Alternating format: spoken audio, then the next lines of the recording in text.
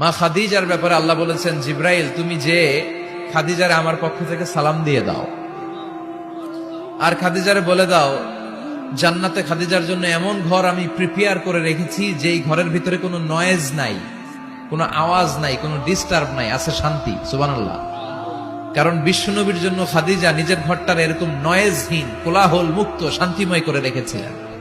বিশ্বনবী কোলাহল পূর্ণ দাওয়াতি কাজ শেষ করে যখন ঘরে যেতেন, কলিজাটা ঠান্ডা হয়ে যেত।